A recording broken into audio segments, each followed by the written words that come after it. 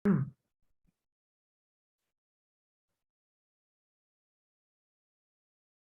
hari ini silakan presensi ya. Hari ini pertemuan ke-6, berarti minggu depan ke-7, dan setelah itu UTS. Nah, setelah UTS, itu akan dilanjutkan oleh Pak Agung. Jadi UTS-nya itu sudah disampaikan ya minggu kemarin, masing-masing mahasiswa membuat satu tugas yang berisi judul, pendahuluan, dan metodologi yang formatnya itu adalah jurnal Sinta. Jadi masing-masing orang mencari jurnal mana yang akan dituju sebagai nanti mensabitnya ya ketika UAS. Nah, itu yang akan kita jadikan template-nya. Jadi sebelum dibahas terkait dengan UTS ya, jadi UTS itu harus sudah memiliki judul, kemudian pendahuluan, dan metodologi apa yang akan dilaksanakan. Karena nanti setelah UTS, itu akan dilanjutkan ke penulisan pembahasan dan kesimpulan. Nanti pasti akan ada studi lapangan, baik itu ke sekolah SMA, MA, ataupun SMK ya, tergantung sasarannya masing-masing, ketika sudah masuk ke perkuliahannya Pak Agung. Jadi di Pak Agung itu fokusnya pengambilan data lapangan.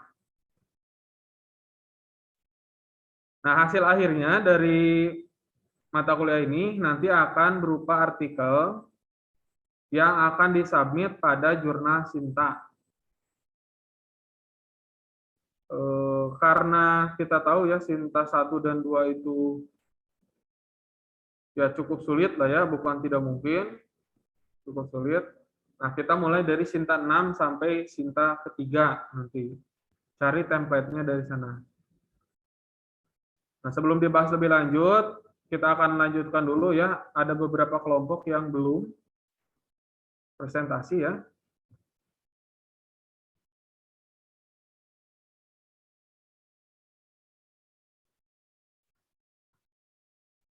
Kemarin sampai kelompok berapa? Kemarin kelompok 5, Pak. Kelompok 5. Oke. Kita lanjutkan dulu hari ini ke kelompok 6.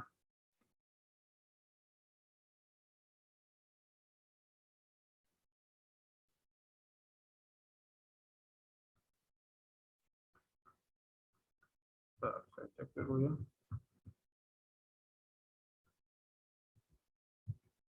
Kelompok 6 siapa saja?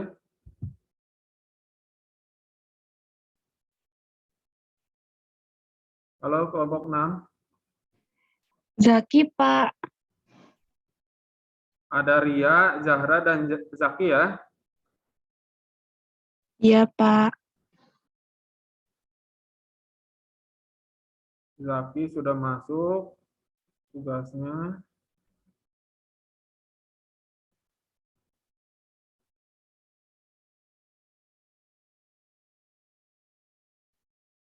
Ria itu legenda Ria ya.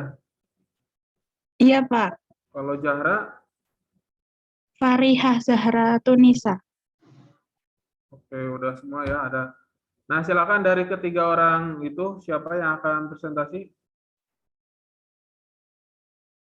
Zaki, Pak. Zaki, oke. Hadir, Pak. Zaki mau share screen sendiri atau saya share screen kan?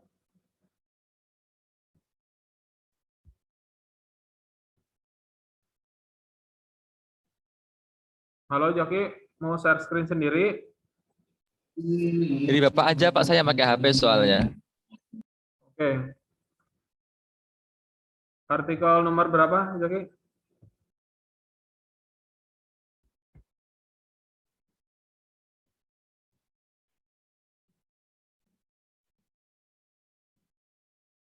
Yang akan dijelaskan artikel nomor berapa? Sebentar, Pak, sebentar.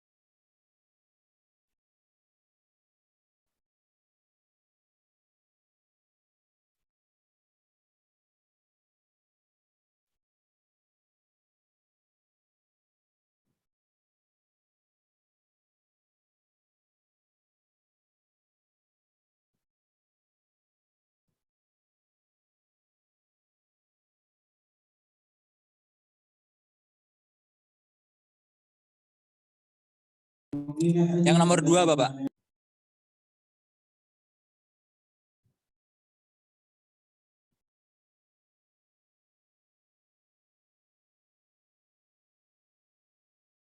Oke, silakan.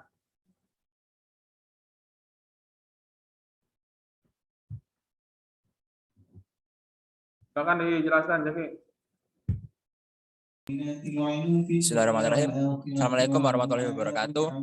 Di sini saya membacakan review terkait jurnal yang berjudul Designing Student Workshop Based on Open-Ended Approach to Foster Student Creative Thinking Skill, yang artinya penilaian kebutuhan, pengembangan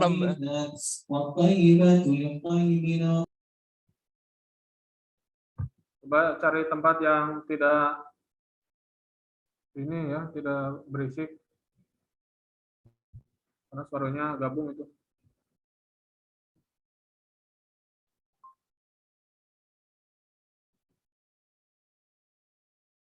Kita pakai headset. yang nomor 8, Bapak. Maaf, Bapak. Nomor 8. Jaki, sekarang lagi di mana ini? Nomor 8, Bapak. Maaf.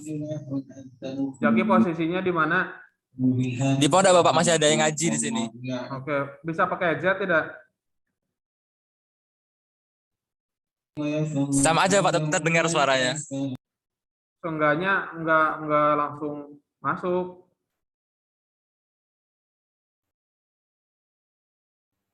Coba pakai headset atau pindah dulu ke bagian yang agak hening.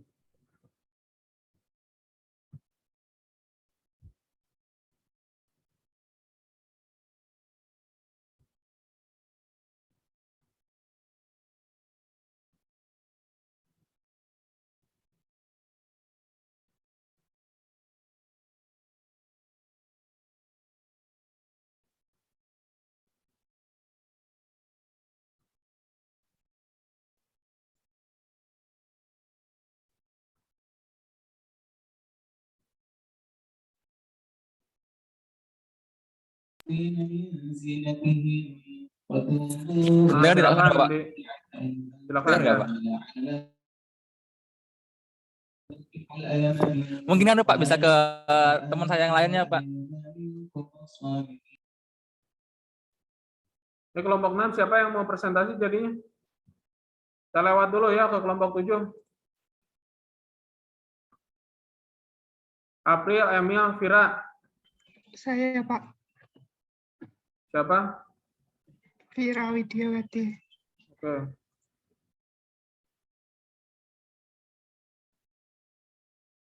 Nomor berapa, Vira?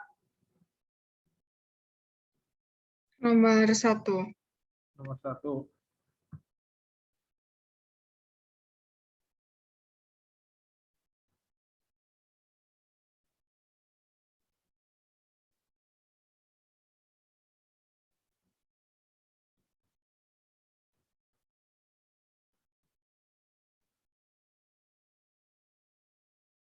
Oke, silakan Vira. Baik, bismillahirrahmanirrahim. Di sini saya akan membacakan review saya yang berjudul Pengaruh Video Pembelajaran Berbasis Etnosains terhadap Peningkatan Pemahaman Siswa tentang Kimia Hijau dalam IPA Terpadu Subjek.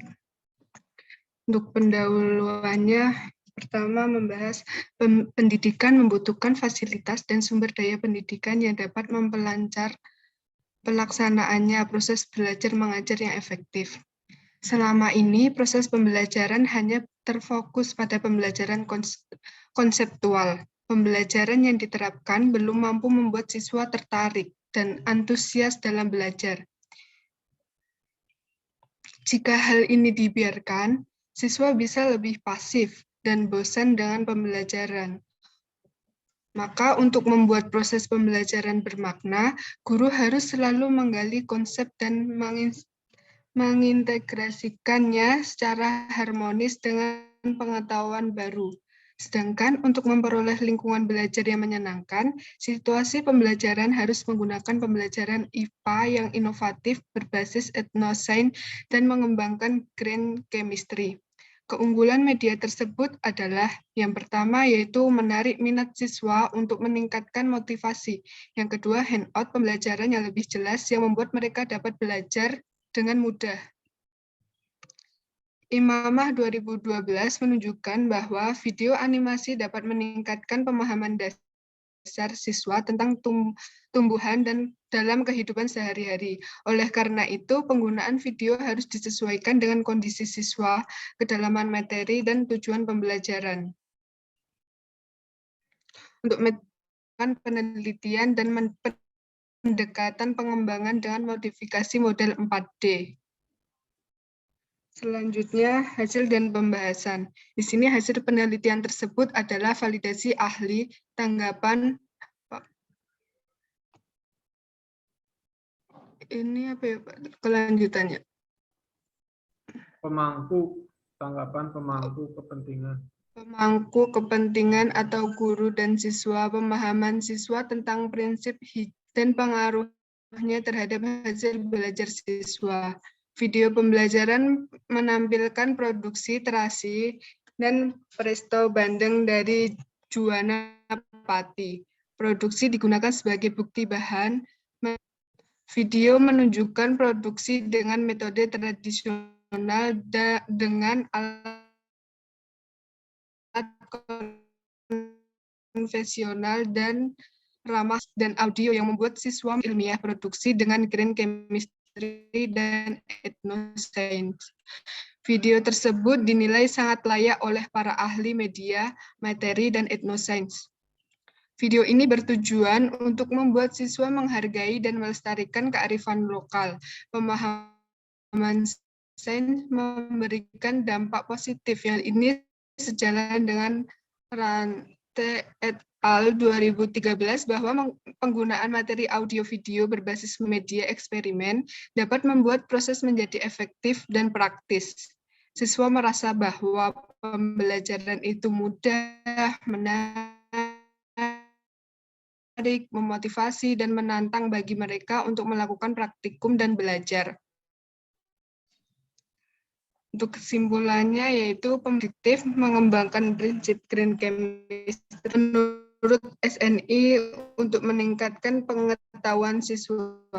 Video ini dapat digunakan sebagai bahan perlengkapan ilmu pengetahuan alam. Presentasi dari saya untuknya tidak ada ya Pak.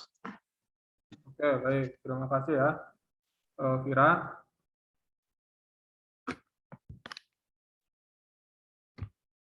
Suara Bapak masih terdengar?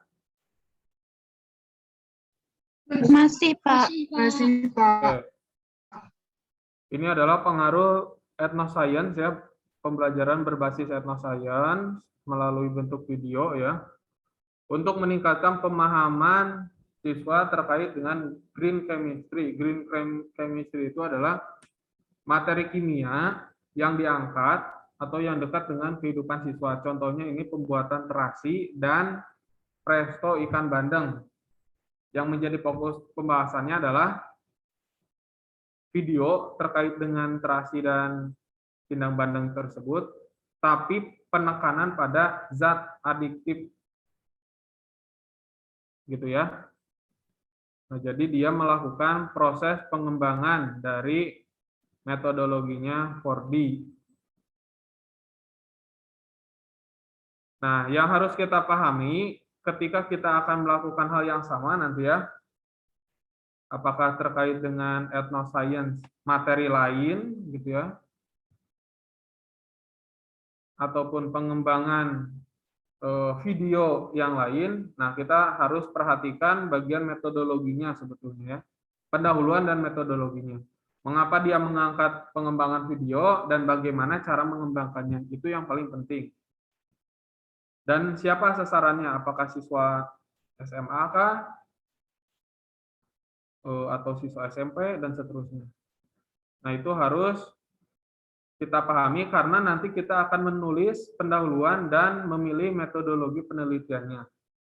Jadi ketika kita akan mengembangkan sesuatu yang sama, kita harus tahu apa yang akan kita lakukan. Vira, Iya, ini Pak. fokus semua jurnalnya terkait apa? Video pengembangan atau apa? Dari semua jurnal yang ada ini.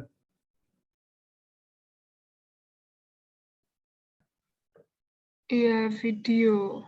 Video ya. Iya. Oke, video pembelajaran. Iya, Pak. Kemarin Oke. saya bagian itu. Oke. Nah, jadi nanti tolong dipikirkan dari sekarang ya, jurnal mana yang sekiranya paham ketika kita akan mengikuti gaya penulisannya. Oh, dia mengembangkan video untuk materi zat adiktif, misalkan, untuk materi asam basa, atau untuk materi kimia, fisika, dan seterusnya. Nah, kita rancang, kita akan mengembangkan video mana, untuk materi apa, gitu ya, dan tujuannya untuk mengembangkan pengetahuannya kah, afektifnya kah, atau psikomotoriknya. Nah, itu kita pelajari dari bagaimana cara penulis mengembangkan videonya. Berarti harus terbiasa melihat, oh ini video bagus, ini yang kurang bagus. Intronya harus seperti apa, isinya apa, dan seterusnya. Karena yang dilihat nanti oleh siswa adalah video dari Bapak Ibu guru yang mengembangkannya. Oke, seperti itu ya Vira ya, cukup jelas. Ini pengembangan video Iya, pembelajaran. Pak. Next, kelompok 7. Kelompok 7. Kelompok 8. Erba, Lintang, Lilis. Saya, Pak. Lilis ya.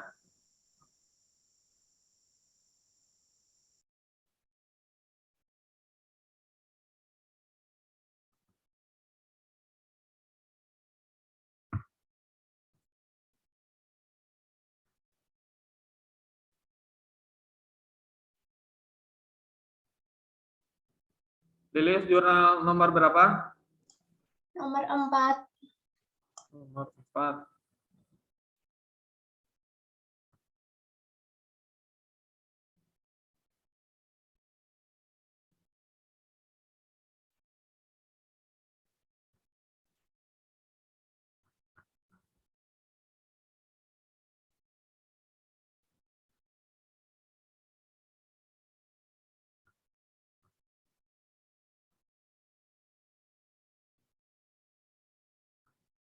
Silakan Lilis. Di sini saya akan mempresentasikan hasil review saya yang berjudul Development of Green Chemistry Learning Book to Improve Student Learning Outcomes, yang artinya pengembangan buku pembelajaran kimia hijau untuk meningkatkan hasil belajar siswa. Pendahuluan, pendidik harus memiliki kreativitas dalam memadukan metode, strategi, dan pendekatan pengajaran yang tepat agar pembelajaran dapat berjalan dengan efektif dan efisien. Sebagai alternatif, guru dapat menggantikan model pembelajaran dengan menggunakan media interaktif, pengembangan LKS, modul, dan pengembangan buku pelajaran. Buku pembelajaran digunakan sebagai sumber dalam proses belajar mengajar kimia yang dapat mengakomodir siswa dengan tingkat pemahaman yang berbeda-beda. Pengajaran kimia dan proses pembelajaran saat ini ditantang untuk menjawab pembangunan berkelanjutan di masyarakat yang dikenal dengan strategi kimia hijau. Kimia hijau berfokus pada penerapan prinsip-prinsip kimia, merancang, menggunakan, dan memproduksi bahan kimia untuk mengurangi penggunaan atau produksi zat berbahaya untuk mencegah pencemaran lingkungan dan dampak negatif kesehatan. Tujuan penelitian ini untuk menghasilkan buku pembelajaran kimia hijau untuk meningkatkan hasil belajar. Metode jenis penelitian adalah penelitian dan pengembangan yang mengadopsi model Thiagarajan yang terdiri dari 4 tahapan atau tahapan utama, yaitu define, design, development, dan diseminasi. Instrumen yang digunakan dalam penelitian ini adalah angket, lembar penelitian, buku pembelajaran, dan tes. Sampel penelitian ini dilaksanakan di SMA Negeri 3 Denpasar semester 2 tahun pelajaran 2018-2019 di kelas 11 MIPA 6 dengan jumlah siswa 33 orang. Hasil dan pembahasan. Hasil penelitian ini menyimpulkan bahwa 1. Hasil validasi buku pembelajaran ini oleh validator ahli dan praktisi tergolong valid dengan tingkat validitas buku pembelajaran sebesar 87,10%. 2. Hasil uji kepraktisan oleh guru dan siswa yang penggunaan buku pembelajaran ini tergolong praktis dengan tingkat kepraktisan buku pembelajaran 81,50%. 3. Hasil efektivitas buku pembelajaran menggunakan uji proporsi satu sampel adalah buku pembelajaran ini efektif dalam meningkatkan hasil belajar siswa yang melebihi ketuntasan klasikal sebesar 0,88 dan gain score yang diperoleh berada pada kategori sedang, yang artinya buku pembelajaran Green Chemistry dapat meningkatkan prestasi belajar siswa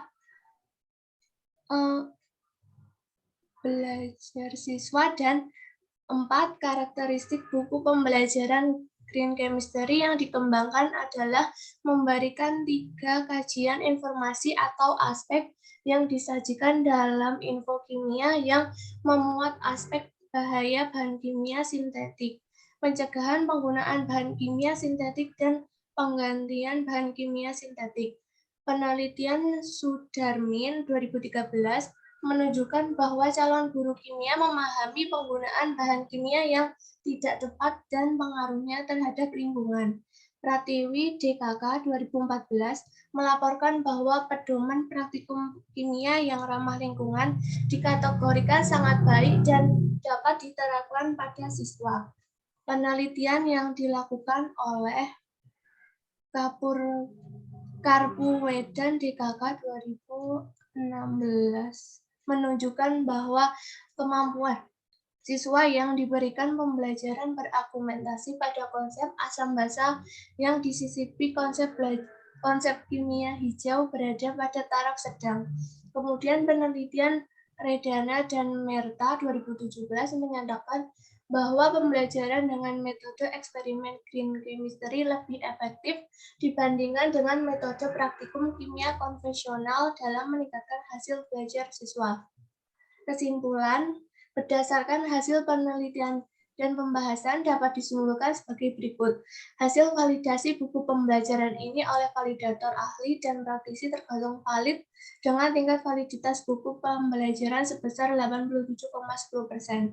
Hasil uji praktisi oleh guru dan siswa yang menggunakan buku ajar ini tergolong praktis dengan tingkat kepraktisan buku ajar 81,50%. Hasil keefektifan buku ajar menggunakan uji proporsi satu sampel adalah 0,88 yang berarti buku ajar efektif dalam meningkatkan hasil belajar siswa. Gain score yang diperoleh berada pada kategori sedang. Karakteristik buku pembelajaran kimia hijau yang dikembangkan adalah memberikan 3 informasi atau aspek yang disajikan dalam info kimia dalam buku pembelajaran yang berisi aspek bahaya bahan kimia sintesis, pencegahan penggunaan bahan kimia sintesis, dan penggantian bahan kimia sintesis. Buku ini juga dilengkapi dengan ringkasan, kegiatan praktik, dan latihan soal. Saran, berdasarkan hasil penelitian ini, dapat disarankan agar dikembangkan buku pembelajaran Green Chemistry dapat digunakan sebagai alat untuk mendukung proses belajar mengajar di kelas. Oke. Nah, ini sama seperti penelitian sebelumnya, sama-sama mengangkat tentang Green Chemistry. Kalau tadi video pembelajaran, ya kan, terkait dengan materi zat adiktif pada terasi dan bandeng tadi ya. Ini juga green chemistry. Nah, tetapi yang dikembangkannya untuk buku, dalam bentuk buku. Kalau tadi video, sekarang buku. Tapi outcome-nya sama-sama untuk meningkatkan hasil belajar. Nah, ini juga sama prinsipnya. Praktikum yang dihadirkan, alat dan bahan yang digunakan, atau semua prosedur yang digunakan itu ramah lingkungan, maka digolongkan ke dalam green chemistry atau kimia hijau lah ya. Jadi tidak merusak lingkungan. Tapi produk akhirnya berupa buku modul yang akan digunakan oleh siswa. Pengembangannya sama ternyata menggunakan tahapan 4D, define, ya kan, design, develop, dan disseminate. Meskipun disseminate-nya sama-sama menggunakan kelas kecil, tidak dalam rentang waktu dan jumlah yang banyak. Nah, Lilis nanti ya, ini kan semua tentang buku ya Lilis ya? Iya, Pak. Oke, berarti nanti dari ke-10 jurnal itu coba cek ya, mana yang akan kita tiru gaya penulisannya, kemudian kira-kira akan mengembangkan buku kah atau akan menerapkan buku dalam pembelajaran. Gitu ya, dari pendahuluan dan metodologinya yang harus dibaca lebih dalam lagi. Kemudian tentukan kira-kira judul yang akan kita angkat apa. Seperti itu ya Lilis ya. Baik, Pak. Oke, ini cukup jelas. Ada dua yang sama-sama ke green chemistry tapi beda produk. Next, kelompok 8, kelompok 9.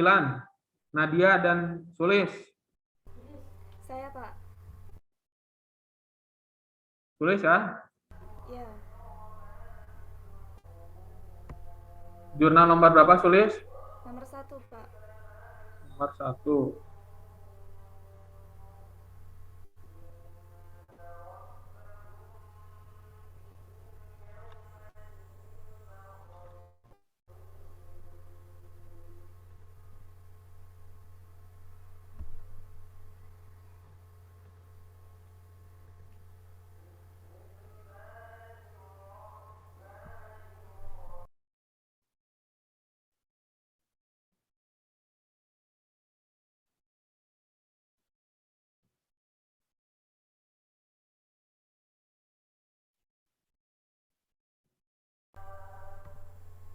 Oke, silakan Sulis.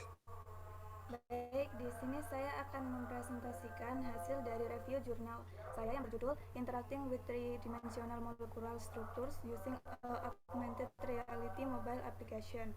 Pendahuluannya yaitu pendidikan saat ini perlu dikembangkan karena pengaruh dari pesatnya perkembangan teknologi. Lembaga pendidikan tinggi di seluruh dunia berupaya untuk membuat solusi pendidikan berbasis mobile application agar dapat diakses dengan biaya rendah oleh orang awam karena banyaknya pengaruh smartphone di zaman sekarang ini. Khusus di bidang pendidikan kimia, upaya pengembangan augmented reality telah dilakukan dengan aplikasi mobile seperti Element 4D dan Kiralitas 2. Tujuan penelitian ini adalah untuk memungkinkan siswa mengeksplorasi pemahaman mereka tentang cara kerja mekanisme reaksi dengan cara memvisualisasikan reaksi kimia. Metode penelitian yang digunakan yaitu Research and Development dengan instrumen aplikasi Nuvov Augmented Reality. Sampelnya yaitu mahasiswa baru mata kuliah kimia anorganik 1, kode mata kuliah CM1121. Hasil dan pembahasan. Data menunjukkan bahwa aplikasi Nuvov berbasis Augmented Reality telah diterima dengan baik. Penelitian bertujuan untuk memasukkan molekul yang lebih kompleks dan mekanisme reaksi. Penerapan aplikasi seluler Augmented Reality atau AR bertujuan untuk memfasilitasi interaksi dengan objek 3 dimensi virtual di dalam kelas. Alat ini dapat mengubah representatif 2 dimensi dari biomolekul besar menjadi 3 dimensi dan pengguna dapat memvisualisasikan dan memanipulasi struktur 3 dimensi saluran gallium. Aplikasi ini adalah yang pertama memungkinkan pengguna untuk berinteraksi secara spasial dengan molekul yang berpartisipasi dalam suatu reaksi, seperti alat bantu visualisasi lainnya. Siswa akan dapat mempelajari apa yang terjadi pada molekul selama reaksi secara umum. Namun dengan tambahan persepsi kedalaman elemen AR serta interaktivitas proses, siswa juga dapat memvisualisasikan secara spasial kapan dan di mana langkah-langkah tertentu dan dari data yang dikumpulkan dalam survei pasca percobaan. Kedua, survei ini memiliki pernyataan atau pada skala Likert 5 poin yang secara khusus. Kesimpulan, aplikasi seluler AR Nupov yang dapat digunakan secara gratis memungkinkan siswa untuk berinteraksi menggunakan jari mereka dengan molekul 3 dimensi. Meskipun konsep penggunaan AR dalam pengajaran kimia bukanlah hal baru, aplikasi ini dapat dianggap sebagai salah satu yang pertama untuk mengarahkan siswa dalam pembelajaran mandiri hanya melalui interaksi dengan media dengan tangan. Melalui uji coba, terlihat bahwa konsep utama aplikasi seluler ini diterima dengan baik. Oke, tulis penelitiannya ini semua tentang AR. Ada yang enggak? Jadi fokus penelitiannya apa ini? Yang akan Sulis lakukan nanti? Yang aplikasi, Pak.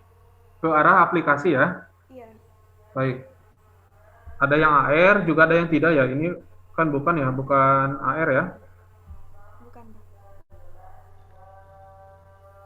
Kemudian yang ketiga, oke, ini aplikasi multimedia untuk problem solving ya. Nah, ini Android. Nah, jadi seperti ini ya. Untuk penelitian-penelitian yang memang mengembangkan, contoh apa yang dikembangkan? Satu, penelitian pengembangan terkait dengan media, baik itu video, buku, misalkan ya, alat peraga, aplikasi, kemudian ya yang mengembangkan pokoknya ya, penelitian pengembangan atau research and development, itu kan sesuatu yang tidak mungkin kita laksanakan dalam waktu 1 minggu saja. Itu perlu waktu yang agak panjang. Maka nanti penulisannya, kalian bukan mengembangkan, tetapi lebih ke arah menggunakan atau menerapkan video pembelajaran yang sudah dibuat, ataukah aplikasi yang sudah dibuat, gitu ya, buku yang sudah dibuat, ke dalam pembelajaran siswa, misalnya kita uji coba. Nah, misalkan aplikasi yang tadi ya, kita ambil contoh yang Sulis terkait dengan AR misalkan. Untuk materi kimia organik, ini kan untuk kimia organik kuliah gitu ya. Nah, kita ganti nanti jenis penelitiannya, bukan lagi pengembangan. Karena sudah ada produknya, sudah ada aplikasinya, kita akan terapkan di pembelajaran yang sama-sama membahas kimia organik, misalkan hidrokarbon, gitu ya. Kalau memang isinya nanti ya, saya belum tahu ini aplikasinya materi apa. Katakanlah organiknya hidrokarbon, berarti untuk kelas 11. Nah, kita lakukan uji coba aplikasi ini dalam pembelajaran. Bagaimana hasilnya? Dilihat dari hasil belajar siswa dan respon penggunanya. Nah, itu berarti kita melakukan penelitian lanjutan. Ketika orang lain mengembangkan, ya, kita justru menggunakan. Nah, seperti itu ya, Sulis ya. Baik, Pak. Oke. Jadi pengembangan-pengembangan yang sekiranya tidak mungkin dilaksanakan dalam 1 semester, perlu beberapa bulan gitu ya. Nah, kita rubah metodologinya, bukan lagi pengembangan, tetapi kita menerapkan bagian video, aplikasi, dan seterusnya. Next, kelompok 6 tadi siapa jadinya? Saya, Pak. Ria ya. Jurnal nomor 5.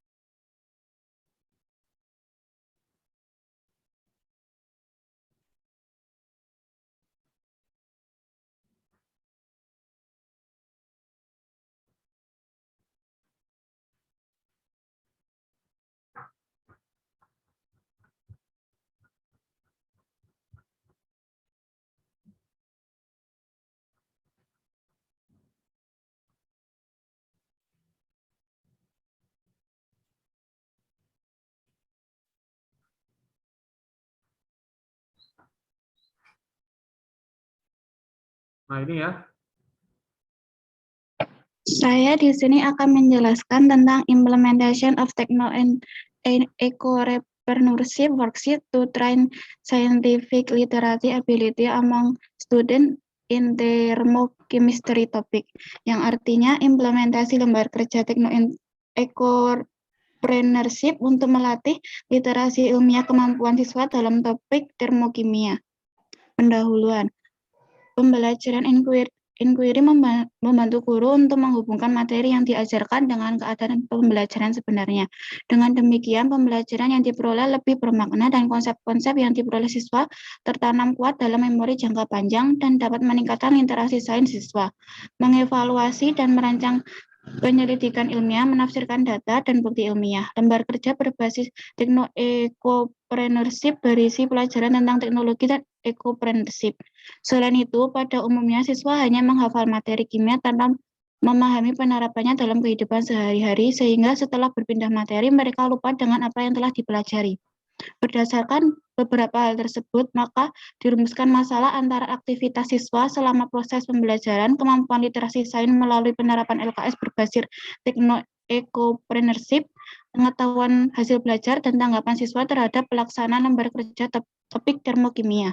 Tujuan penelitian ini adalah untuk mendeskripsikan implementasi sintak pembelajaran inquiry terbimbing, aktivitas siswa selama proses pembelajaran, kemampuan literasi sains melalui penerapan LKS berbasis techno-ecopreneurship, hasil belajar pengetahuan dan respon siswa terhadap penerapan tersebut, dan lembar kerja berbasis techno-ecopreneurship topik termokimia. Metodologi penelitian ini adalah penelitian deskriptif kuantitatif. Dengan penelitian yang digunakan adalah pre-eksperimental DESIC berupa one group pretest, post-test DESIC. Perangkat pembelajaran yang digunakan meliputi RPP, buku ajar atau handout, LKS. Metode pengumpulan data yang digunakan adalah observasi, tes, dan angket. Instrumen penelitian yang digunakan antara lain lembar observasi guru terhadap pelaksanaan pembelajaran sintak, lembar observasi siswa, soal pretest dan post-test, angket respon siswa. Sampelnya dan penelitiannya adalah siswa kelas 11 SMA Negeri 3 Sidoarjo. Hasil pembahasan pengetahuan siswa diperoleh dengan lembar tes hasil belajar yang diberikan sebelum dan sesudah perlakuan berupa soal pilihan ganda. Hasil belajar individu siswa dikatakan tuntas jika siswa mendapat nilai 75. Nilai tersebut telah menyesuaikan dengan kriteria ketuntasan minimal siswa, yaitu 75. Rekapitulasi hasil belajar pengetahuan siswa dari jumlah 33 siswa. Persentase nilai post-test siswa yang mendapat nilai lebih dari atau sama dengan 75 adalah 78,78% dengan kategori tuntas. Hal ini menunjukkan bahwa penerapan LKS berbasis techno-ecopreneurship pada topik termokimia dapat membuat siswa lebih memahami konsep terutama sistem dan lingkungan. Hal tersebut dikarenakan siswa belum mendapat materi tentang topik termokimia. Setelah siswa mendapat proses pembelajaran dengan menggunakan LKS berbasis techno-ecopreneurship dalam model pembelajaran inquiry terbimbing, nilai post-test semakin baik, yaitu nilai rata-rata yang diperoleh adalah 74. Peningkatan yang terjadi pada kompetensi tersebut adalah 0,55 dengan kriteria sedang. Berdasarkan hasil penelitian dapat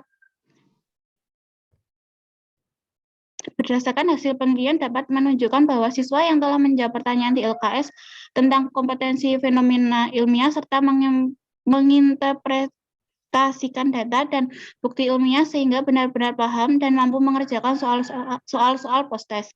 Berdasarkan respon siswa yang mendapat persentase tertinggi yaitu 96,96%. Siswa akan lebih senang jika pembelajaran menggunakan penerapan LKS berbasis techno-ecopreneurship dan siswa lebih mudah memahami topik termokimia. Sedangkan yang mendapat presentasi terendah sebesar 18,19% adalah beberapa siswa yang masih mengalami kendala dalam mengikuti pembelajaran menggunakan LKS berbasis techno-ecopreneurship dalam melatih literasi sains. Kondisi siswa yang aktif, senang, dan antusias dalam proses pembelajaran, siswa akan lebih memahami materi yang disajikan. Selain itu, penerapan LKS berbasis techno-ecopreneurship mampu melatih kemampuan literasi sains siswa. Kesimpulan dari jurnal ini, boleh minta di slide down, Mbak. Kesimpulannya, pertama, kualitas pelaksanaan pembelajaran selama 2 kali pertemuan diperoleh skor rata-rata 86,5% dan 88,5% yang termasuk dalam kategori sangat baik. Hal ini menunjukkan bahwa guru telah melaksanakan kegiatan belajar mengajar sesuai dengan sintak model pembelajaran inquiry terbimbing dengan baik dan telah melatih kemampuan literasi sains kepada siswa dengan baik. Kedua, kegiatan siswa dikatakan terlaksana dengan baik karena persentase waktu kegiatan siswa yang relevan lebih besar daripada waktu kegiatan siswa yang tidak relevan. Boleh di slide down, Pak. Aktivitas siswa yang relevan pada pertemuan pertama adalah 83,5% dan pada pertemuan kedua adalah 90,5%. Ketiga, hasil belajar pengetahuan diolah berdasarkan nilai pretest dan posttest. Pada pretest terdapat 78,78% siswa yang mencapai ketuntasan sesuai EKKM kelas 11 SMA Negeri 3 Sidoarjo yang memperoleh nilai 75 dan 21,22% siswa yang belum mencapai ketuntasan. Keempat, hasil pencapaian kemampuan literasi sains siswa mengalami peningkatan antara hasil pretest dan posttest. Hal ini ditunjukkan dengan nilai rata-rata hasil pretest 18 dan posttest 74. Peningkatan yang terjadi pada kompetensi ini sebesar 0,55 dengan kriteria sedang. Kesimpulan yang terakhir, siswa memberikan respon positif terhadap penerapan LKS berbasis techno-entrepreneurship untuk melatih kemampuan literasi sains siswa pada materi termokimia. Saran dari jurnal ini, saran yang diberikan peneliti adalah sebelum menerapkan LKS berbasis techno-entrepreneurship, sebaiknya mengatur waktu dengan baik agar setiap sintak pembelajaran inquiry terbimbing dapat terlaksanakan dengan baik. Ada beberapa bahan percobaan yang tidak disediakan oleh sekolah, sehingga guru harus mencari bahan kimia alternatif yang cocok untuk percobaan termokimia.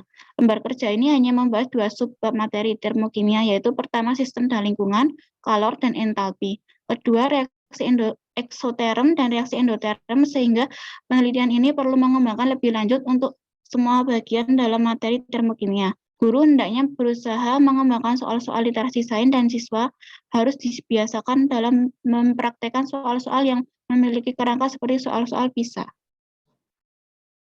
Oke. Ini 10 jurnalnya membahas tentang apa, LKS ya? Iya, Pak, tentang LKPD. LKPD ya, atau LKS. Nah, ini ketika ada saran dari jurnal sebelumnya, ini mengembangkan LKS untuk termo, akan tetapi hanya 2 subbab nih, ya kan, terkait tekno ecopreneurship. Nah, berarti ada kemungkinan untuk peneliti lain mengembangkan LKPD yang sama, tapi untuk subbab yang lainnya. Jadi perhitungan energi ikatan gitu ya, macam-macam delta H nanti ya, sampai penentuan delta H menggunakan hukum Hess. Berarti ada kurang lebih 2 subbab lagi yang belum selesai membuat LKPD-nya, penelitian terkait pembuatan LKPD. Nah, ketika nanti kita akan memilih judul penelitian dan penelitian apa yang akan kita lakukan, itu kita bisa mulai dari membaca saran dari setiap jurnal yang ada. Bisa jadi kita mengembangkan penelitian lanjutannya atau membuat pengembangan yang baru, penelitian yang baru. Nah, itu tergantung kemampuan masing-masing mahasiswa. Nah, jadi fokusnya nanti dipilih ya, judulnya akan apa, pendahuluannya seperti apa, kemudian metodologinya akan seperti apa. Nah, bagi yang mengambil mata kuliah kurikulum kimia sekolah ini, nanti diwajibkan hari Sabtu ya mengikuti acara prodi terkait dengan penulisan jurnal. Itu presensinya akan digunakan, akan dicek ya kehadiran dari kegiatan tersebut untuk mata kuliah kurikulum kimia sekolah. Nanti hari Sabtu pukul 9 ya. Itu acara yang wajib diikuti bagi mata kuliah mahasiswa yang mengambil mata kuliah kurikulum kimia sekolah. Oke. Cukup ya untuk legendaria, silakan dipilih, dan mahasiswa yang lain juga memilih penelitian atau judul penelitian yang akan dikembangkan. Saya akan cek dulu rekapannya ya.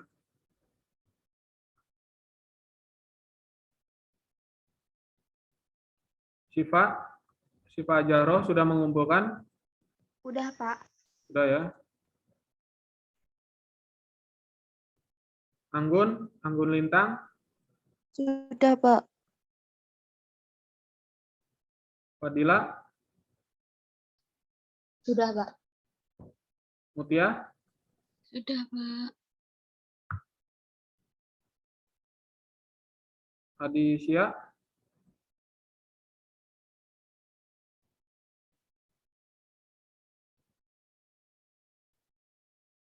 Adisya, Rahmawati ada? Belum bergabung, Pak.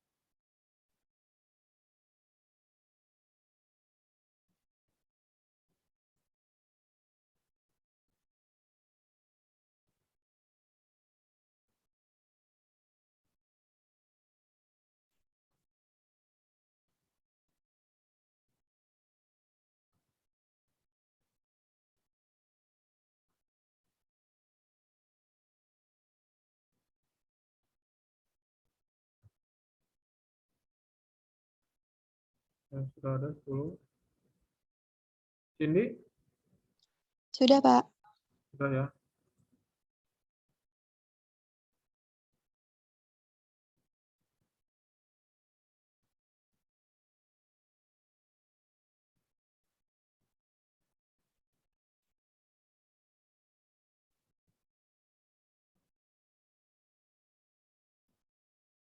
Nah, betul ya. Yang sekarang presentasi itu Legendaria, Tulis, Vira, dan Lilis ya. Iya, Pak. Berempat kan? Iya. Oke. Sekarang saya akan cek untuk jurnal nasionalnya. Asri, Ya, Pak. sudah? Sudah, Pak. Lilis, Sudah, Pak. Aziza, Sudah, Pak. Fariha, Belum, Pak.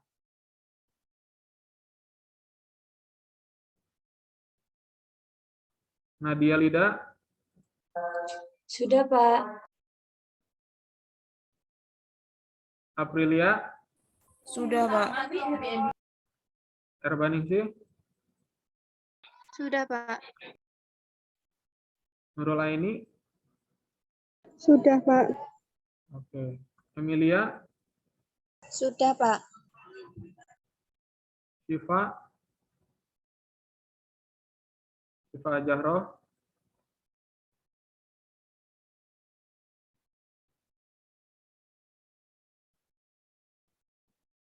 Vira, ada Vira,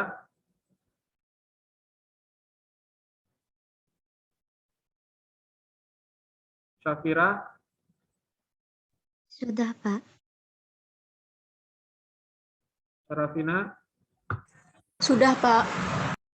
Tulis, Sudah, Pak. Zaki, Sudah, Pak. oke. Eni, Sudah, Pak. Talita, Sudah, Pak. Fadia, Sudah, Pak. Safaah, Sudah, Pak. Anggun, Sudah, Pak. Fadila, Sudah, Pak. Mutia, Sudah, Pak. Adisya, sebelum bergabung Adisya, Belum, Pak. oke sudah.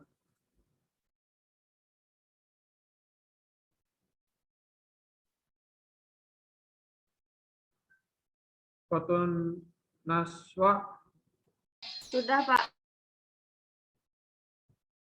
Cindy, Sudah, Pak. Sekundaria, Sudah, Pak. Siva dan Kira. Bapak, sebelumnya mohon maaf, saya sudah mengumpulkan Pak Siapa? Fariha. Saya Vira Widiawati juga sudah.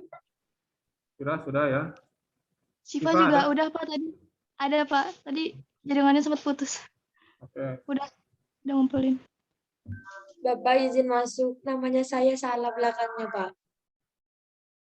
Yang mana? Yang mana? Nadia Ilda, Bapak, bukan Nadia Ilda. Ya.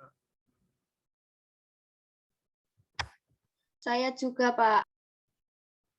Ini kemarin siapa yang nulis ya? Siapa lagi? Saya Pak Kotrun. Apa yang salahnya? Kotrun pakai R bukan Kotun Pak. Oh, pakai R. Ini ya. Iya. Ada lagi yang Kasih, salah? Pak. Sudah semua ya? Nah, nanti saya akan kirimkan link Google Sheet ini ya. Untuk kelas A dan kelas B. Nanti di sini ada jurnal yang dituju. Kemudian dia termasuk cinta keberapa?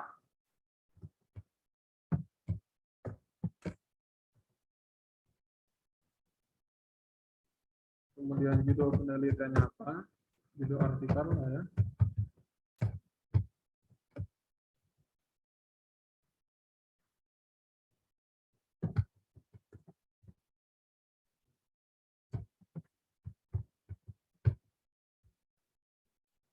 Nah, kemudian link artikelnya yang mana? Kalian mengisi sendiri nanti ya. Saya akan kirimkan linknya. Jadi misalkan jurnalnya jurnal International Interaction, misalkan punya universitas tertentu. Dia sintak keberapa? Sintak ke-6 misalkan. Tulis di sini 96. Judul artikel kalian apa? Dan link artikelnya apa? Nah, link artikelnya itu ditambahkan dari sini. Tugas 1 jurnal internasional, tugas 2 jurnal nasional, dan tugas ketiga ini untuk artikel. Suara Bapak terdengar ya? Terdengar Pak. Benar, Pak. Oke. Nah, di sini artikel. Artikelnya isinya apa saja? Judul, pendahuluan, dan metodologi. Itu untuk UTS. Jurnal yang dituju bisa dilihat di Sinta. Saya ambil contoh misalkan Sinta 6.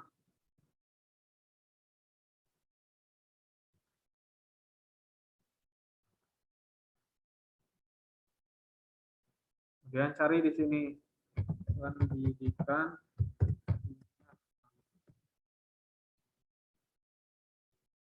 Nggak ada kalau dengan nama itu. Kita ganti kimia.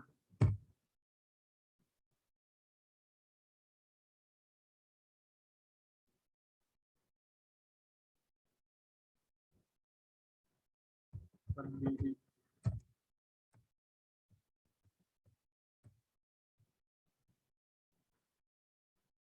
Nah, ini misalkan jurnal-jurnal yang terkait dengan pendidikan. Nah, nanti tinggal kalian pilih pendidikannya ke arah pendidikan yang mana.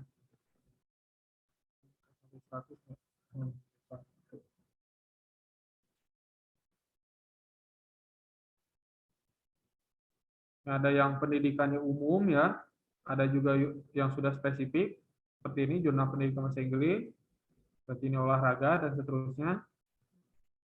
Kalian bisa masukkan ke jurnal yang umum. Nah, seperti ini nih, jurnal umum. Jurnal Ilmu Pendidikan dan Kependidikan. Atau jurnal studi pendidikan. Jadi kalau tidak ada pendidikan kimia secara spesifik, coba kimianya ya, atau coba dengan kategori pendidikan. Kita ambil salah satu contoh ini.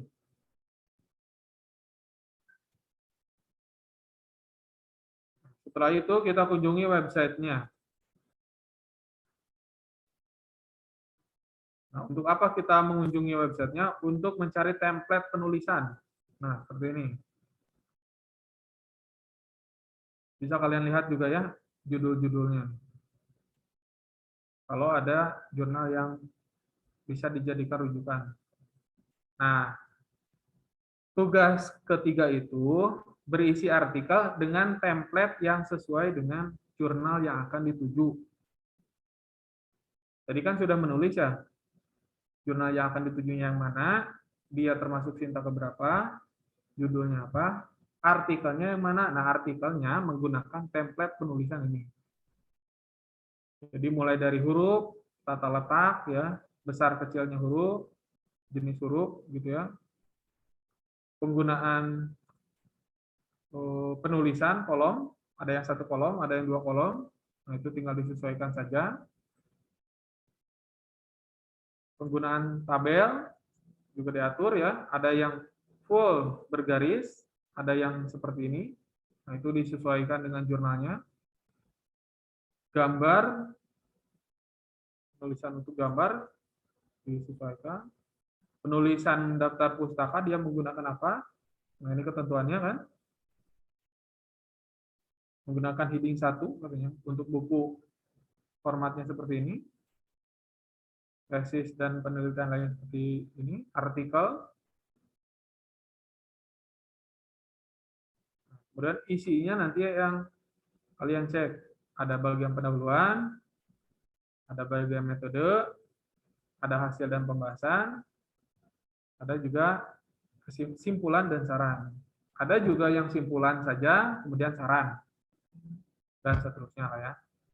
Nah, itu yang akan kita tuju. Untuk UTS, sampai mana Pak? Hanya sampai sini saja, metode penelitian.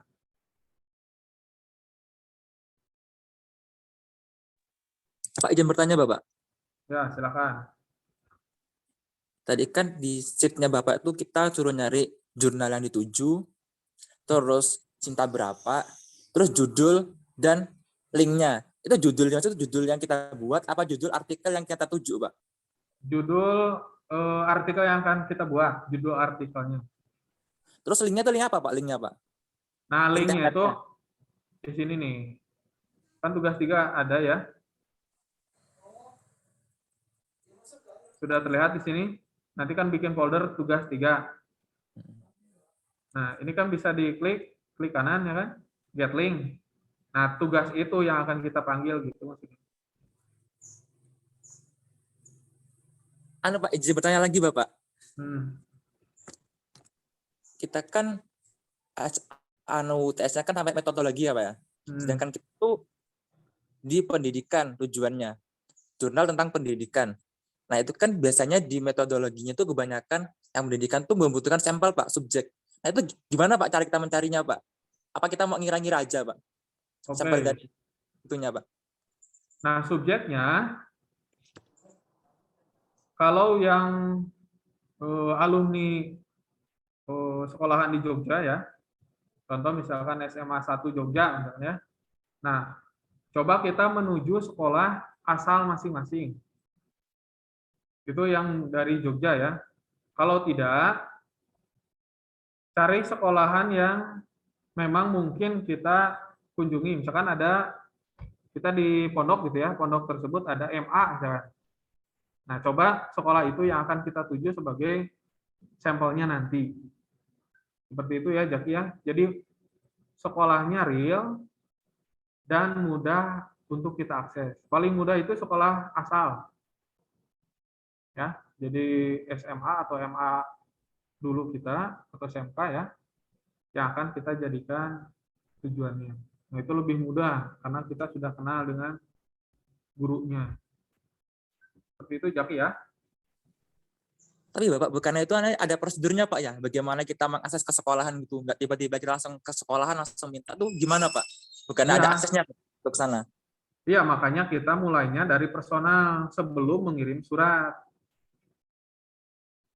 Jadi hubungi atau prediksikan ya bahwa sekolah itu bisa kita tuju. Nah, yang paling mudah adalah sekolah asal. Kenapa sekolah asal?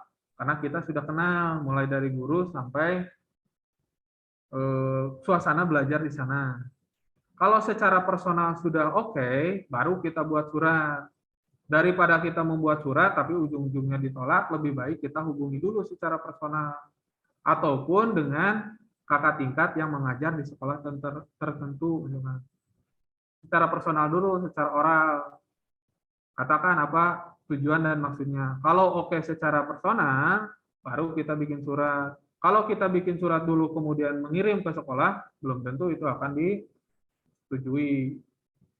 Nah, jadi sekolahnya itu real dan mudah akan kita sasar nantinya. Kalau tidak mungkin gimana Pak? Nah, berarti itu nanti akan dijadikan penilaian kepada hasil yang akan diberikan oleh Pak Agung nanti. Karena Pak Agung itu nanti prosedurnya ke hasil dan pembahasan. Jadi bagi mahasiswa yang sudah ada sekolah tujuannya, silakan komunikasi dulu secara personal. Mungkin atau tidak untuk 1 kali pertemuan atau 2 kali pertemuan kita mengambil data. Karena sistemnya ini hanya mini riset ya, bukan seperti skripsi. Jadi seperti itu ya, Jaki ya. Jadi kalau butuh surat, nanti dari Prodi ada link suratnya. Saya akan tampilkan ya.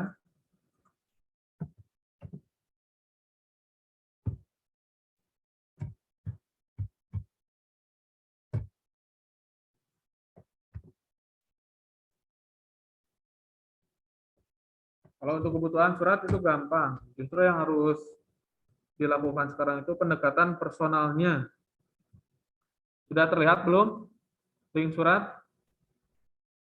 Masih loading, Pak.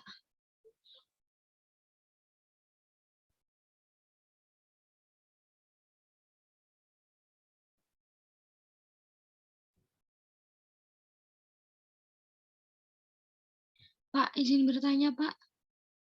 Oke, silakan. Berarti nanti di artikel kita itu langsung menuju aja ya, Pak. Misalnya model pembelajaran kimia di SMA Abu Bakar gitu ya, Pak? Ya, langsung ke sekolahnya. Biasanya penulisan sekolahnya itu hanya di metodologinya saja, bukan di judul ya. Iya, Pak. Terima kasih, Pak. Nah ini Zaki ya, nanti kalau memang sekolah yang dituju oke misalnya, baru kita menuliskan surat penelitian. Yang dari suratnya Pekim ya. Ini juga mudah, nanti tinggal email kalian apa, tujuannya untuk sekolah apa, kepala sekolahnya siapa gitu ya, judul penelitiannya apa, nama mahasiswanya, NIM, pengambilan data untuk apa ya, metodenya seperti apa, kemudian pilih ketua program studi berarti Pak Didin. Dosen pembimbingnya berarti saya. Submit, nah nanti hasilnya akan dikirim ke email yang dituliskan di sini. Itu kalau untuk suratnya ya. Jadi kita menggunakan surat dari Prodi, tidak perlu dari fakultas. Kelamaan nantinya. Begitu Jaki ya. Kalau untuk prosedurnya nanti ya. Pak, ini kan kita UTS-nya 2 minggu lagi kan Pak ya? 2 minggu depan. Nah, itu semisal kita nggak menemukan sekolah untuk bahan dari metodologi kita itu gimana Pak ya konsekuensinya? Ada nggak? Kalau kan untuk kan UTS ya, mungkin dapatkan Pak sekolahan yang tertuju. Nah itu ada nggak konsekuensi lain selain buat ini Pak?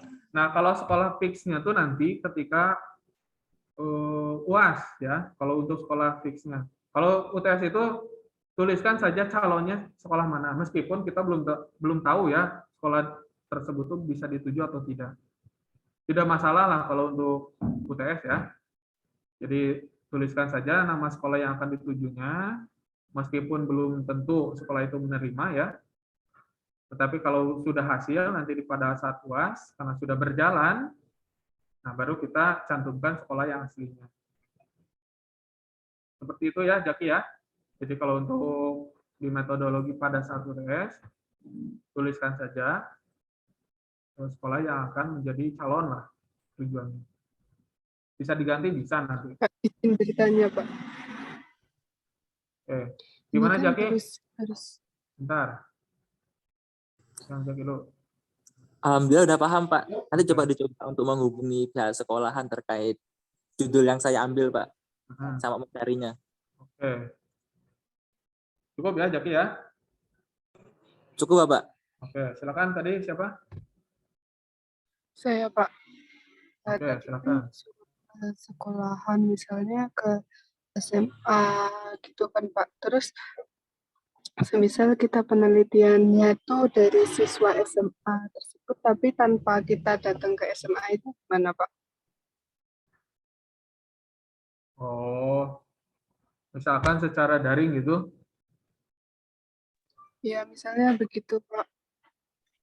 Boleh kalau pelaksanaannya itu ya, tidak perlu secara offline, misalkan secara daring. Tapi tetap secara prosedur, ya kita harus sesuai dengan persetujuan sekolahnya. Minimal kita dekati dulu gurunya ya. Kalau pelaksanaannya online, tidak perlu ke sekolah ya, tidak apa-apa kalau itu. Misalkan dari luar Itu Jogja gitu ya. gurunya, Gimana? itu misalnya kalau misalnya online itu gurunya juga ikut join atau gimana? Tidak, jadi kita saja dengan siswanya. Oh gitu. Oke Pak, makasih. Nah, nanti biasanya guru itu memilih ya, mendelegasikan satu atau dua kelas yang akan kita coba nih, boleh kalian uji coba misalkan di IPA 1. Waktunya tanggal segini, jam segini. Biasanya gurunya tidak bergabung pada saat kita mengambil data penelitian. Apakah itu wawancara, tes gitu ya, menggunakan buku misalnya. Nah, biasanya gurunya tidak ikut terlibat. Atau di jam pelajaran kimianya juga bisa. Nah, itu pelaksanaannya tergantung dari nanti arahan guru mapelnya ya, mapel kimianya.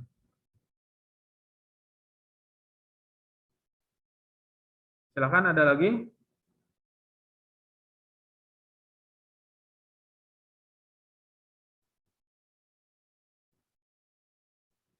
Gimana? Cukup jelas?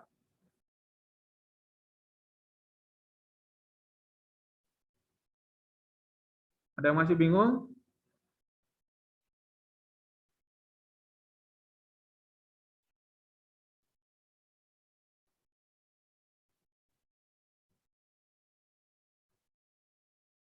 Oke, coba Sulis, coba jelaskan tugas UTS itu apa?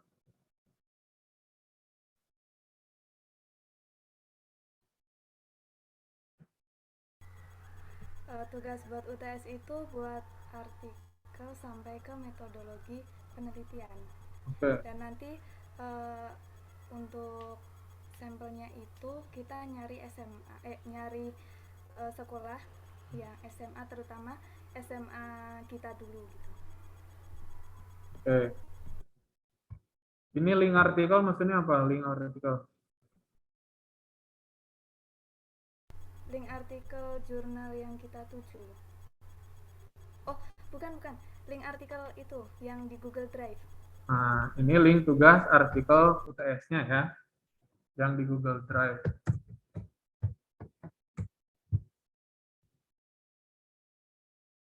Oke. Sekarang kita lanjutkan dulu ya. Karena masih ada waktu, kita akan masuk ke jurnal nasional. Bagi yang sudah pernah presentasi ya, saya tidak akan tidak akan menunjuknya lagi. Nah, bagi yang belum sekarang, silakan mulai dari kelompok 1 sampai kelompok 9. Tidak perlu ditunjuk ya. Yang akan menjelaskan terkait dengan analisis jurnal nasionalnya sekarang.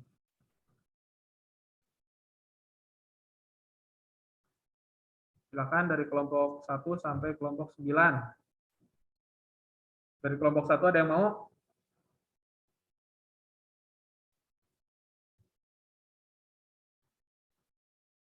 Kelompok 1 tidak ada ya?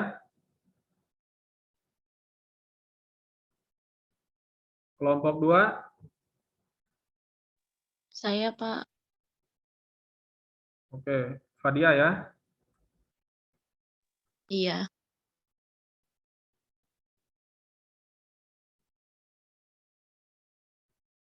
Jurnal nomor berapa, Fadia? Nomor 6, Pak. Nomor 6.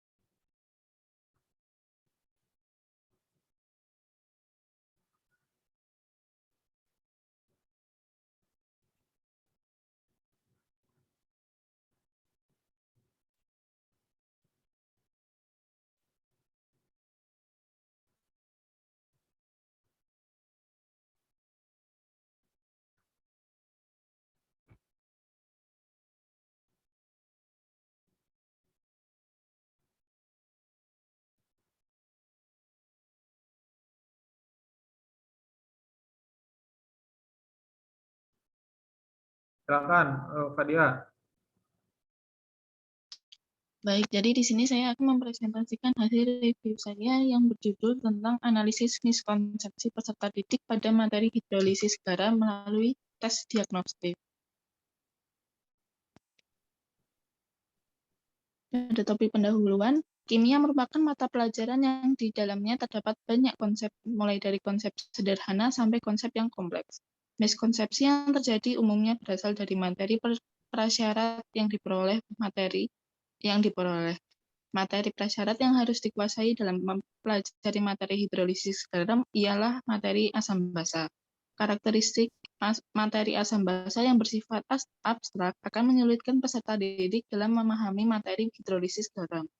Miskonsepsi terjadi karena hasil pengalaman peserta didik yang diulang-ulang atas fenomena kehidupan sehari-hari. Sulitnya mengubah miskonsepsi pada jenjang yang lebih sukar dapat diatasi dengan mengetahui konsep apa saja yang menimbulkan miskonsepsi. Salah satu alternatif yang mengurangi miskonsepsi ialah dengan menerapkan model pembelajaran yang berpusat pada peserta didik. Alternatif lain yang dapat digunakan untuk mengetahui miskonsepsi adalah tes diagnostik. Tes diagnostik two-tier dapat menjadi solusi dalam mengetahui penyebab kekurangan pada pemahaman konsep peserta didik. Siswa yang menjawab benar pada pertanyaan di tingkat pertama belum tentu dapat menjawab dengan benar pernyataan yang di tingkat selanjutnya.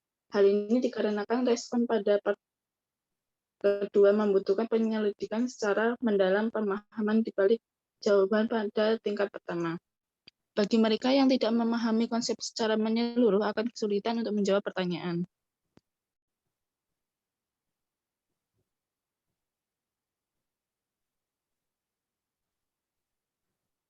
Jawab pertanyaan. Di tingkat kedua, metode yang digunakan adalah metode deskriptif analisis, tes diagnostik two-tier, wawancara, serta dokumentasi. Hasil dan pembahasan yaitu berdasarkan analisis data hasil penelitian diperoleh presentasi siswa yang mengalami miskonsepsi pada materi hidrolisis garam sebesar 22,72%. Presentasi miskonsepsi tiap konsep adalah sebagai berikut. Konsep reaksi hidrolisis garam sebesar 16,67%, konsep identifikasi garam yang terbentuk dari asam kuat dan basa lemak sebesar 26,33%, konsep identifikasi asam lemah dan basa kuat sebesar 18,33%, konsep identifikasi asam lemah dan basa lemah sebesar 13,33%, konsep penentuan pH larutan garam yang berasal dari asam kuat dan basa lemah sebesar 24,44%, konsep penentuan pH larutan garam yang berasal dari asam lemah dan basa kuat sebesar 33,33%, serta konsep penentuan pH larutan garam yang berasal dari asam lemah dan basa lemah sebesar 2,67%. Data hasil wawancara yang dilakukan terhadap beberapa siswa yang mengalami miskonsepsi dijelaskan pada penyebab miskonsepsi yang terjadi. Berdasarkan hasil penelitian dapat disimpulkan bahwa miskonsepsi yang terjadi di kelas 11 NIA 3 termasuk dalam kategori miskonsepsi rendah. Kesimpulannya ada penelitian yang telah dilaksanakan di kelas 11 via SMA Negeri 3 Magelang menunjukkan bahwa miskonsepsi yang dialami peserta didik masih banyak terjadi. Sebagian besar peserta didik mengalami miskonsepsi dengan jenis fragmentation of student understanding. Miskonsepsi yang digolongkan ke dalam jenis ini terjadi ketika peserta didik tidak dapat menjelaskan konsep yang lain selain jenis tersebut. Juga ada jenis yang lain yaitu problem with symbol and mathematical formula. Presentasi miskonsepsi yang didapat pada materi hidrolisis garam sebesar 22,72%. Sekian dari saya, terima kasih. Oke, terima kasih Fadia ya. Nah, ini penelitiannya tentang miskonsepsi ya, Fadia ya. Iya, Pak. Oke. Ini materinya adalah tadi hidrolisis garam. Dan subjek penelitiannya untuk satu kelas tadi MIPA 3 11 MIPA 3, iya. Di SMA 3 Magelang. Nah, semisal kita akan melakukan penelitian yang sama terkait miskonsepsi, kita bisa menggunakan soal miskonsepsi yang dibuat oleh orang lain. Misalkan materinya materi penyangga misalkan. Tapi yang akan kita lakukan itu bukan mengembangkan jenis soal yang sama terkait dengan miskonsepsi terkait tes diagnostiknya, tapi akan menganalisis miskonsepsinya. Kita hanya menggunakan soal itu untuk melihat miskonsepsi di sekolah yang lain, misalkan di kelas yang lain.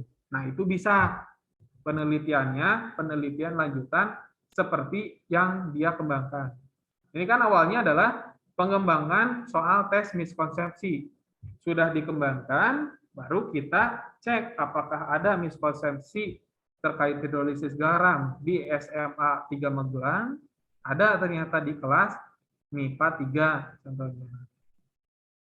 Nah, itu ya. Jadi tidak perlu kita melakukan pengembangan, kita juga bisa melihat profil terkait miskonsepsi yang terjadi di sekolah yang berbeda atau kelas yang berbeda.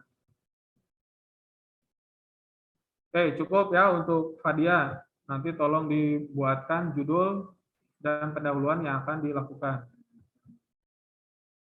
Selanjutnya, silakan Fadia apa? Untuk yang artikel yang besok kita buat itu metodologinya kita bebas mau menggunakan apa saja? Bebas. Nanti kan banyak ya metodologi dari 20 jurnal berarti sekarang. 10 jurnal internasional, 10 jurnal nasional. Tapi mana yang metodologi yang menurut kita mudah dan kita paham. Nah, itu yang kita gunakan. Seperti itu ya, Pak Dia ya. Terima kasih, Pak. Oke. Jadi tidak perlu kita mengambil metode yang baru, misalkan ya, metode penelitian yang baru, tetapi kita tidak paham. Misalkan 4D lah. Ternyata kita nggak tahu nih maksud 4D itu apa. Nah, berarti jangan kita menggunakan metodologi itu. Cari metodologi yang lebih mudah. Nah, ini udah script. Silakan tulis. Buat judulnya itu kita sesuai dengan materi yang udah dibagi itu atau kita buat judul lain gitu? Boleh. Oke. Judulnya sesuai dengan tema yang sudah dikelompokkan. Sulis temanya apa? Tema kelompoknya apa? Aplikasi pembelajaran. Aplikasi pembelajaran. Nah, berarti tema itu yang akan kita jadikan judul. Kalau sekiranya tidak mungkin melaksanakan pengembangan atau membuat aplikasi gitu ya untuk mata kuliah ini, nah berarti bisa menerapkan aplikasi gitu ya. Jadi bukan kita membuat aplikasi, tapi kita justru menerapkan aplikasi yang sudah ada di sekolah tertentu. Kita lihat bagaimana hasil pembelajaran siswanya, kita juga melihat bagaimana respon peserta didiknya. Apakah mereka merasa terbantu dengan aplikasi itu? Justru merasa kesulitan misalkan. Nah, itu bisa kita angkat penelitiannya. Kita tidak perlu membuat aplikasi. Yang kita perlukan adalah data hasil penelitiannya. Apakah aplikasi itu membantu? Bagaimana hasil pembelajarannya? Kemudian respon siswanya bagaimana? Ditanya ke guru apakah ini cocok di pembelajaran atau tidak? Nah, itu sudah selesai penelitiannya. Tapi tetap ruang lingkup di kelompoknya Sulis itu terkait dengan aplikasi. Kalau untuk kelompok Fadia berarti nanti mereka akan membicarakan tentang miskonsepsi. Miskonsepsi materi apa? Tergantung nanti akan yang dipilihnya. Asam basa kah, hidrolisis, dan seterusnya. Seperti itu ya, Sulis ya. Baik Pak, terima kasih. Jadi kalau temanya tetap di kelompok itu, judulnya boleh beda-beda. Ada pertanyaan lain?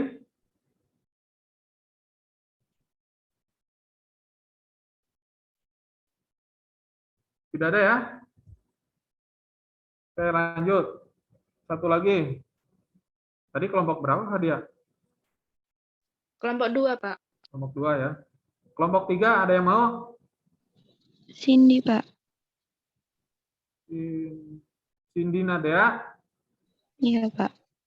Oke.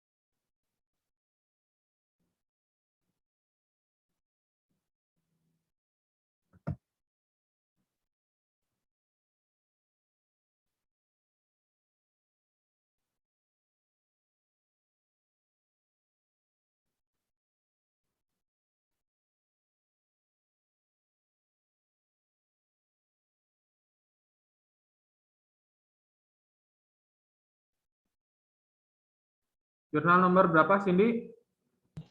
Nomor 1, Pak. Nomor 1, ya silakan. Bismillahirrahmanirrahim. Saya di sini akan membacakan hasil review saya tentang jurnal berjudul Implementasi Media Pembelajaran Interaktif Berbasis Mobile pada Materi Hidrokarbon.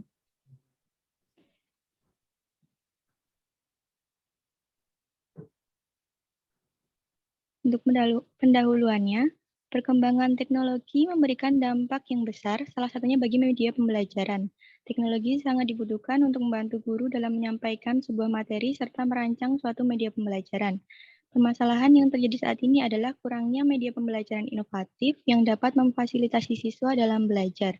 Dalam kasus pembelajaran kimia, materi hidrokarbon merupakan materi prasyarat yang harus dipahami agar materi lain yang didapat pada jenjang kelas berikutnya dapat dipahami oleh siswa, sehingga diperlukan media pembelajaran yang dapat meningkatkan motivasi dan pemahaman siswa dalam belajar pada materi hidrokarbon.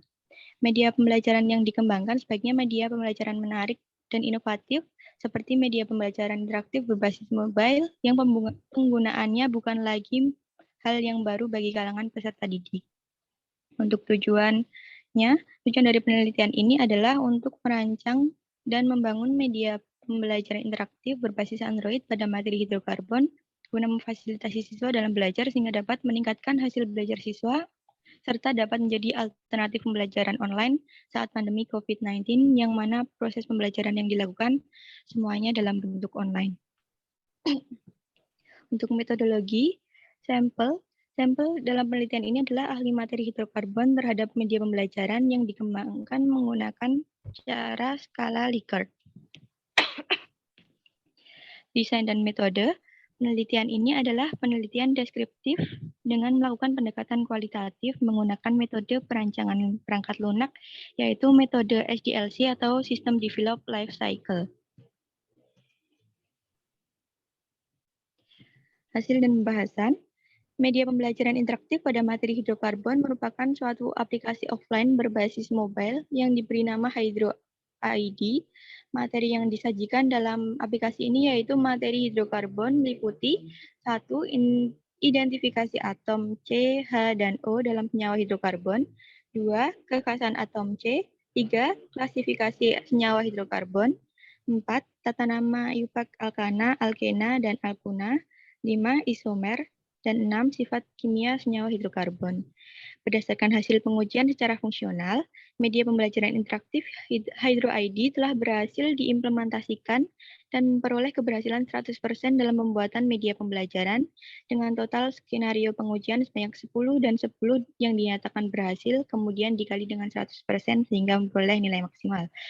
Berdasarkan hasil penelitian yang telah dilakukan, media pembelajaran interaktif pada materi hidrokarbon masih perlu ditingkatkan. Hal ini dapat dilihat berdasarkan hasil pengujian yang telah dilakukan, yang mana hasil yang diperoleh masih berada pada kategori cukup, sehingga media pembelajaran yang telah dibuat perlu ditambahkan video visual untuk menampilkan reaksi kimia yang terjadi. Kesimpulan, berdasarkan hasil analisis data, didapatkan bahwa media pembelajaran interaktif berbasis mobile dapat diimplementasikan dengan tingkat keberhasilan sangat baik dan uji kebutuhan fungsional oleh ahli materi didapat presentasi kategori baik. Berdasarkan hal tersebut, dapat disimpulkan bahwa media pembelajaran interaktif berbasis mobile layak untuk diterapkan dalam proses pembelajaran sehingga meningkatkan hasil belajar siswa. Sekian dari saya, terima kasih. Oke.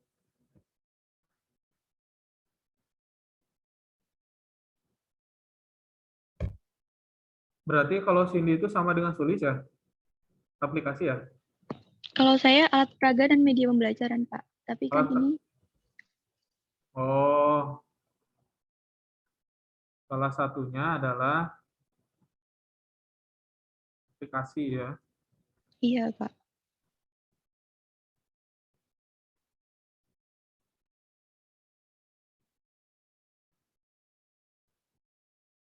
Oh, lebih ke media ya ini mah. Iya, Pak. Jadi tidak Kalau hanya yang aplikasi saja. Kalau Sulis justru ke aplikasi ya. Nah, sama dengan pengembangan yang lain sebetulnya ya. Jadi ketika kita menemukan salah satu jurnal yang judulnya seperti ini, misalnya pengembangan media pembelajaran, tera-tera untuk meningkatkan minat belajar pada materi larutan penyangga. Ini adalah jenis penelitian pengembangan. Nah, berarti kita bisa menggunakan media pembelajaran ini untuk penelitian yang akan kita lakukan. Berarti medianya yang dikembangkan oleh orang lain, kita tugasnya apa? Kita mengimplementasikan media pembelajaran ini pada pembelajarannya. Jadi lihat bagaimana hasilnya. Yang dikembangkan oleh orang lain itu baru mengembangkan si media pembelajarannya. Gitu ya. Jadi setiap yang pengembangan dan sekiranya itu membutuhkan waktu yang lama, kita rubah menjadi penelitian implementasi, aplikasi, media, buku, dan seterusnya ya yang sudah dikembangkan oleh orang lain, kita coba terapkan dalam pembelajaran. Begitupun dengan analisis miskonsepsi ya. Itu lebih mudah karena tidak terkait dengan lamanya kita membuat suatu produk. Tapi kalau nanti skripsi ya itu beda lagi karena waktunya yang panjang. Itu ya untuk hari ini berarti analisis jurnal internasional dan nasionalnya sudah selesai. Nanti akan saya cek satu persatu ya bagaimana hasil analisisnya. Diharapkan nanti bisa berlanjut ya ke analisis atau ke pembuatan judul, pendahuluan, dan metodologi. Kita punya waktu kurang lebih 2 minggu lagi ya, pertemuan ke-7 dan pertemuan UTS. Jadi minggu depan masih dengan saya, minggu depannya lagi juga masih. Belum nanti masuk ke bagiannya Pak Agung ya. Berarti sampai tanggal 28 masih dengan saya. Nah itu saja ya untuk hari ini. Dipersiapkan dari sekarang judul, pendahuluan, dan metodologinya yang kita racik dari analisis 10 jurnal internasional dan 10 jurnal nasionalnya. Cari penelitian yang mudah dan kalian pahami dengan baik. Jangan terbawa ke penelitian yang memang baru, tapi belum tentu kita paham. Tadi ada juga yang menyampaikan ya, metodologinya apakah bebas, dibebaskan sesuai dengan kemampuan masing-masing. Seperti itu ya. Jadi dari sekarang dipahami apakah mampu atau tidak, paham atau tidak lah ya. Kalau kita melakukan sama dengan yang orang lain lakukan. Terutama bagi jurnal internasional ya. Itu perlu memerlukan waktu yang lebih lama lah untuk memahami isinya. Mari kita sama-sama akhiri perkuliahan hari ini dengan bacaan hamdalah ya. Alhamdulillahirabbil alamin. Nanti saya akan kirimkan ya spreadsheet-nya yang akan kalian isi secara periodik ya. Yang sudah selesai ya silakan isi, yang belum nanti kita cek. Minggu depan kita cek ya judul dan pendahuluan dan metodologinya. Pak, sebelumnya boleh izin bertanya sebentar, Pak? Silakan, Mutia. Kan kalau saya kan tadi sama kayak Cindy, model dan alat peraga, Pak. Berarti saya harus tanya ke sekolahnya itu dong, Pak, yang digunakan apa? Maksudnya tanya ke sekolah yang digunakan apa itu? Gimana? Kan saya soalnya model dan alat peraga, berarti yang digunakan sama yang saya akan teliti dong, saya tanya ya, Pak.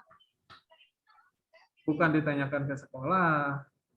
Kita rancang dulu apa yang akan Mutia ambil. Misalkan apa? Alat peraga.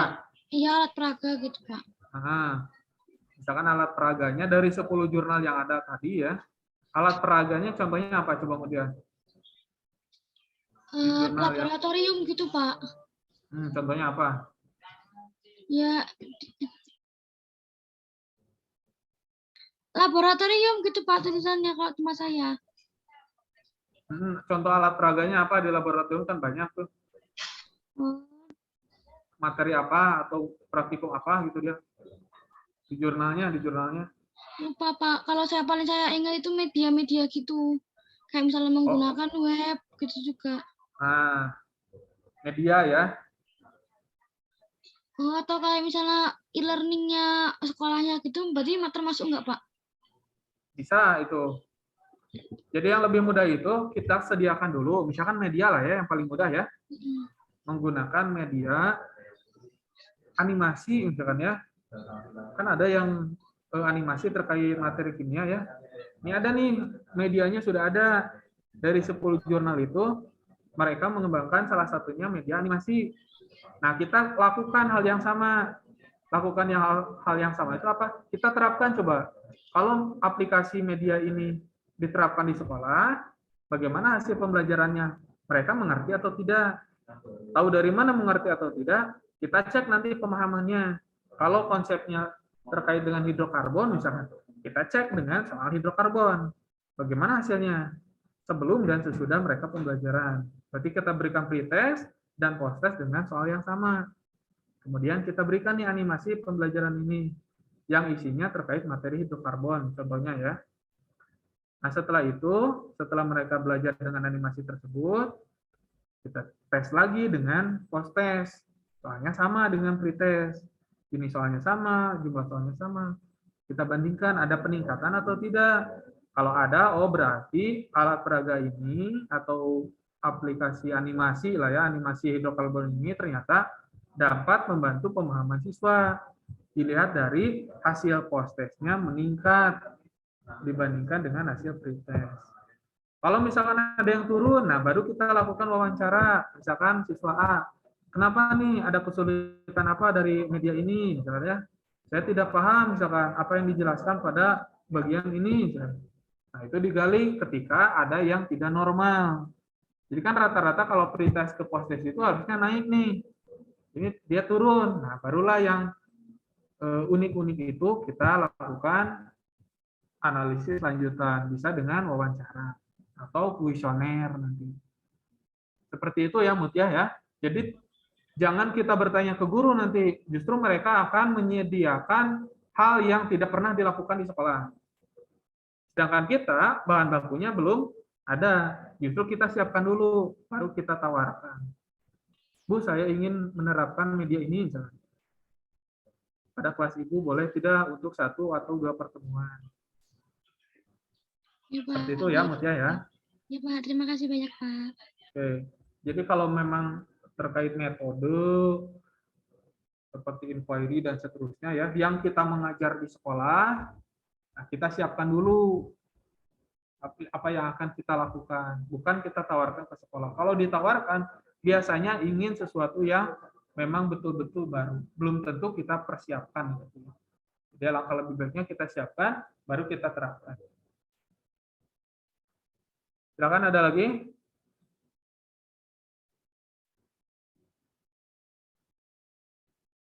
Tidak ada? Cukup ya? Oke, cukup. Karena nanti kalian ada kuliah lagi. Saya akhiri untuk perkuliahan hari ini. Assalamualaikum warahmatullahi wabarakatuh.